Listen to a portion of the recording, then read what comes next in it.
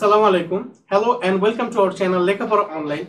This is Mamun Karim, your host for the grammar classes, and this is a class of class 9 and 10 for grammatical terms.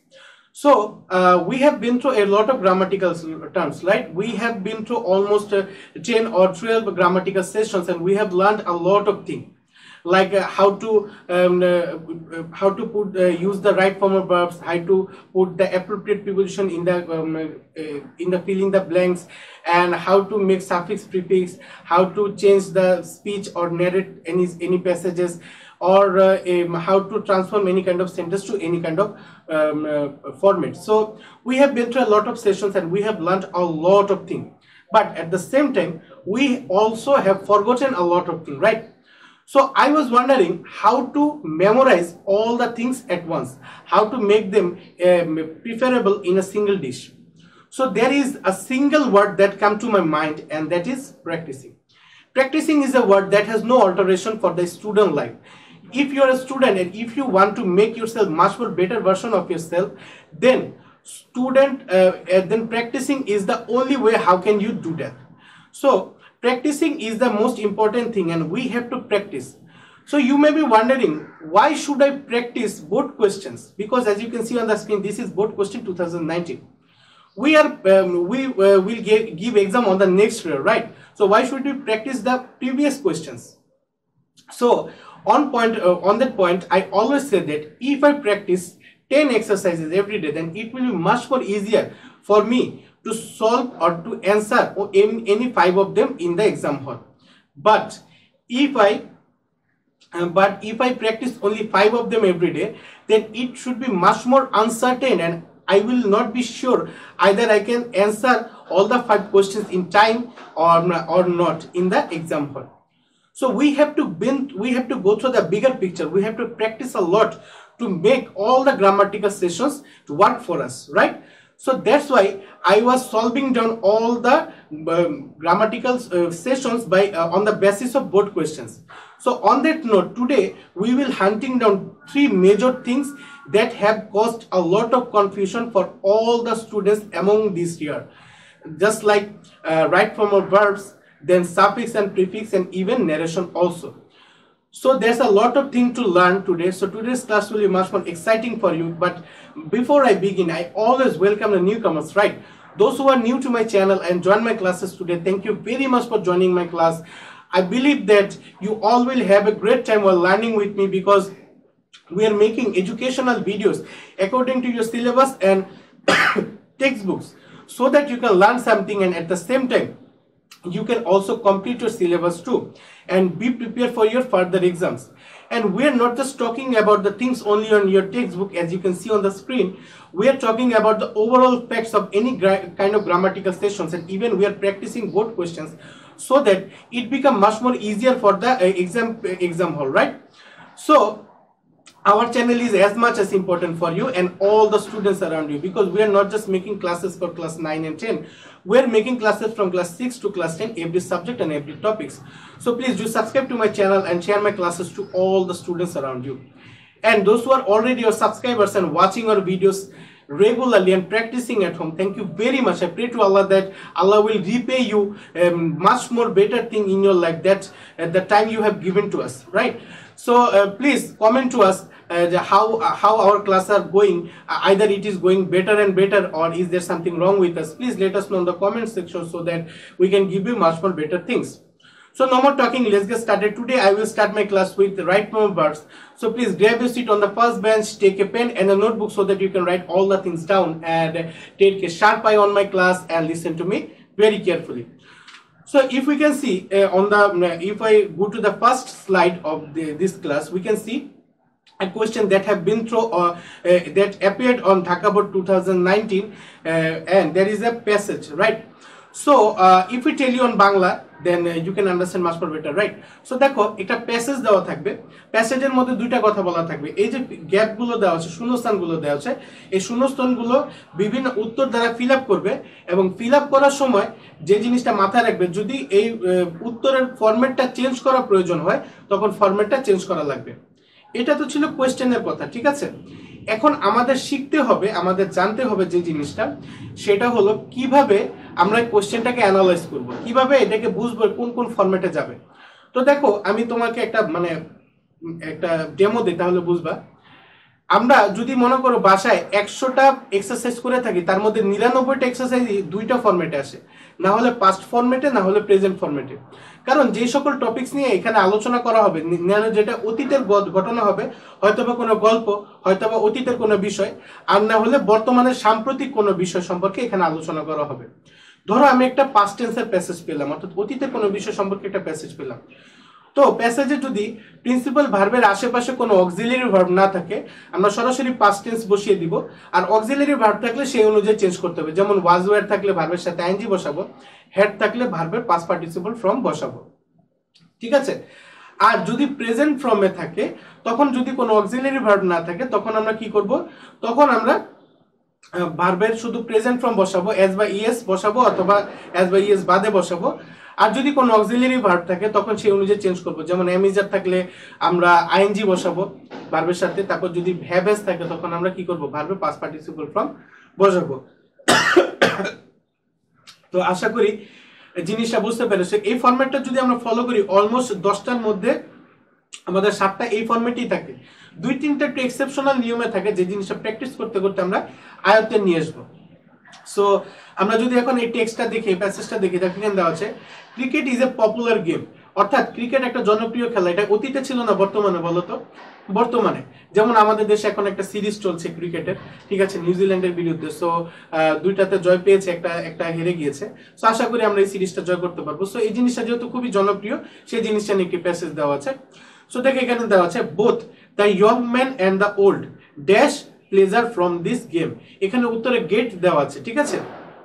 এখন একটা জিনিস খেয়াল করো, এখানে কোনো প্রকার অক্সিলারি ভার্ব নাই, আর সাবজেক্ট হলো কি 2টা দেওয়া আছে। তার মানে এখানে শুধু গেটই থাকবে। এই নাম্বার উত্তর হবে gate pleasure from this game. তারপরে দেখো পরবর্তী সেন্টেন্স হলো in fact cricket dash the gentleman game. অর্থাৎ ক্রিকেটকে ভদ্রলোকের খেলা বলা হয়। এখানে একটা মজার জিনিস হলো, আমাদের মনে রাখতে হবে যে আমি শিখেছিলাম যে সেন্টেন্সের সাবজেক্ট কোনো কাজ করার ক্ষমতা রাখে না, সেই সেন্টেন্সটা আসলে প্যাসিভ ভয়েসের সেন্টেন্স। দেখো এখানে সাবজেক্ট হলো ক্রিকেট, সো ক্রিকেট তো কোনো কাজ করার ক্ষমতা রাখে না। সো এই ক্ষেত্রে আমরা কি বসাবো, ইজ কল্ড। ক্রিকেট যেহেতু সিঙ্গুলার ফর্মে আছে, এজন্য আমরা বসাবো কি is called. In fact cricket is called the gentleman's game. তারপর দেখো ইট ড্যাশ আস। এখানে দেখো এন্টারটেইন দেওয়া আছে, রাইট। সো আমরা এখানে দেখো ইটের সাথে কোনো অক্সিলারি ভার্ব নাই, ইট হলো third person singular number. So এখানে আমরা এন্টারটেইনস বসাবো, it entertains us with politeness and discipline, ঠিক আছে।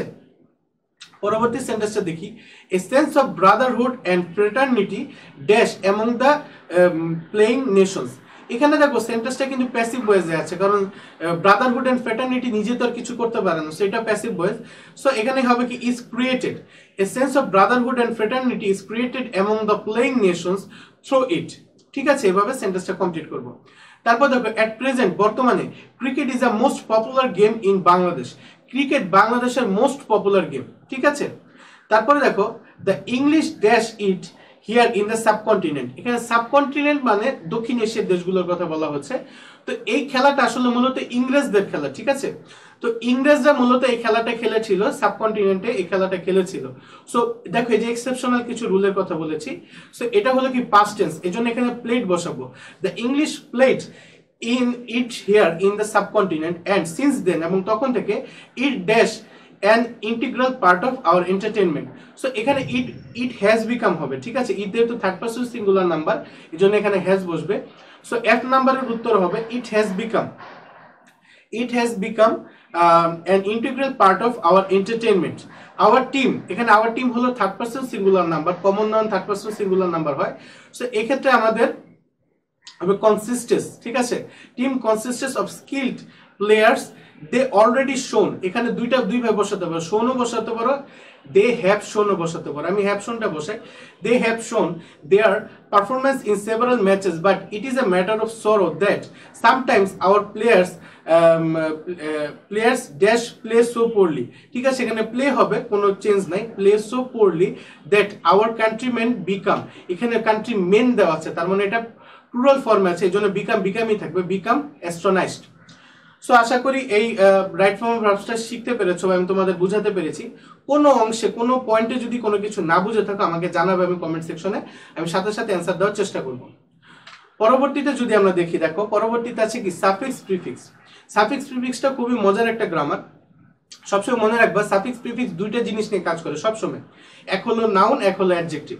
সো কোন ভার্ব যদি থাকে, ভার্বের সাথে আইএনজি বসালে ওই ভার্বটা নাউন হয়ে যায়, আর ভার্বের পাস্ট পার্টিসিপল ফর্ম বসালে ওটা পারফেক্ট টেন্স মানে তখন ওটা অ্যাডজেক্টিভ হয়ে যায়, ঠিক আছে। এখন দেখো, a good student is always dash of his studies. এখানে এ নাম্বারে দুইটা জিনিস দিতে পারো, ওপেন মাইন্ডেড দিতে পারো অথবা মাইন্ডফুল দিতে পারো, ঠিক আছে। যেমন আমি এখানে মাইন্ডফুল দিই, mindful of his studies, he is dash of his teach দেওয়া আছে, সো এখানে আমরা রিসপেক্টফুল দিব, রিসপেক্টফুল অফ হিজ টিচার, এখানে টিচ দেওয়া আছে আমরা টিচার ব্যবহার করব। অ্যান্ড সুপিরিয়র্স, এখানে যেহেতু দেখো পরেরটা প্লুরাল ফর্মে আছে এই জন্য এটা আমরা প্লুরাল ফর্মে বসাবো, teachers and superiors. He never, এখানে অনার দেওয়া আছে, ঠিক আছে, আমরা এখানে ডিসঅনার ব্যবহার করব, he never dishonour anybody. He is free from, এখানে বিহেভিয়ার দেওয়া আছে আমরা মিসবিহেভিয়ার বসাবো, এই নাম্বারটা হবে misbehaviour. He is free from misbehaviour and never rude to his classmates. As he is studying, এখানে হি ইজ স্টাডিং বসাতে পারো অথবা স্টুডেন্ট বসাতে পারো, ঠিক আছে, স্টাডিং বসানোটা appropriate. As he is studying he never wastes his time in vain, সে যখন পড়াশোনা করে তার সময় কখনো নষ্ট করে না। তারপরে he is also sincere and listens to his teachers, ঠিক আছে, সে সবসময় কি থাকে, সিনসিয়ার থাকে, খুবই সচেতন থাকে এবং তার টিচারের কথা সবসময় শুনে, ঠিক আছে। এখানে অ্যাটেন্টিভ দেওয়া আছে, আমরা অ্যাটেন্টিভলি ব্যবহার করব, listens to his teachers attentively, so that যাতে করে he can be successful in life. এখানে সাকসেস দেওয়া আছে, সো এইচ নাম্বারের উত্তরটা হবে সাকসেসফুল। তারপর দেখো হিজ পাংচুয়ালিটি অ্যান্ড ডিটারমাইন দেওয়া আছে, এখানে ডিটারমিনেশন হবে, his punctuality and determination help him to dash and solve any difficult work or job. So এখানে টু টেক হবে, take and solve any difficult work or job. So আশা করি এই suffix প্রিফিক্সটা খুব ভালোভাবে বুঝতে পেরেছো বা শিখাতে পেরেছি। আমরা যদি পরবর্তী গ্রামারে চলে যাই, দেখো পরবর্তী গ্রামার হলো এমন একটা গ্রামার যে গ্রামারটা আমি মনে করো আমার যত স্টুডেন্টের সাথে আমি এই যাবৎ দেখা করেছি সবাই এই গ্রামারটাকে ভয় পায়। আসলে ভয় পাওয়ারই বিষয়, কারণ এই গ্রামারের মধ্যে কিছু জিনিস আছে যেটা আনইউজুয়াল, অনেকগুলো পাংচুয়েশন মার্ক আছে, যেমন দাড়ি কমা, ঠিক আছে, দাড়ি কমা না, ফুল স্টপ, কমা, হাইফেন, কোলন, সেমিকোলন, অনেক কিছু আছে। তারপরে কোনো কোনো জায়গায় সাবজেক্ট আগে বসে, কোনো কোনো জায়গায় পরে বসে, কোনো কোনো জায়গায় এমনও প্যাসেজ আমরা দেখি পুরো প্যাসেজটা শেষ হয়ে যায়, কোনো জায়গায় সাবজেক্ট আর অবজেক্টের কোনো ঠিকানাই পাওয়া যায় না। সো এই কারণে সবাই অনেক কনফিউজ থাকে, রাইট। সো এখন এই কনফিউশনটা আমি দূর করতে চাচ্ছি তোমাদের। যেই কোনো ন্যারেশনের প্যাসেজ পাওয়ার সাথে সাথে তোমাদের যে জিনিসটা ফলো করতে হবে সেটা হলো যে you have to follow two steps. The first step is identify the two characteristics of this passage. every narration narrative passage will have two characters. Either it will be one to many, or it will be many to one, or one to one. Okay, so at first we have to identify, we have to mention two characters. Whenever we are when we have got those two characters, then we just have to mark out the sentence, which sentence is told by whom. That's how we can analyze the question. অর্থাৎ প্রথমে আমাদের character দুটো খুঁজতে হবে, পরবর্তীতে ওই ক্যারেক্টারগুলোকে কে কোন কথা বলেছে ওটা খুঁজতে হবে। যেমন দেখো এই প্যাসেজটা যদি আমরা দেখি, এখানে দেওয়া আছে what is the time by your watch. এই সেন্টেন্সটা শেষ হওয়া পর্যন্ত আমরা কিন্তু বুঝতে পারছি না এই কথাটা কে বলেছে। পরবর্তীতে যদি আমরা দেখি সেড অ্যান ওল্ড ম্যান, তার মানে একজন বৃদ্ধ লোক বলেছেন, তার মানে এখানে প্রথম ক্যারেক্টার আমরা পেয়ে গেছি অ্যান ওল্ড ম্যান। পরে যদি আমরা দেখি I said it is 9:30। So এখানে আমি বললাম কি, আমি বললাম এটা হলো কি এখন 9:30 বাজে, তার মানে দ্বিতীয় ক্যারেক্টারও পেয়ে গেছি আই, তার মানে একটার নাম হলো ও, একটার নাম হলো আই, শর্টকাটে। সো আমরা আবার প্রথম থেকে পড়বো, what is the time by your watch. So এই কথাটা কে বলেছে, বৃদ্ধ লোক বলেছে, এই জন্য আমরা এখানে ও ব্যবহার করবো, ও চিহ্ন দিব পেন্সিল দিয়ে। তারপরে ইট ইজ 9:30, এটা যেহেতু আমি বলেছি জন্য আই দিয়ে পয়েন্ট আউট করবো।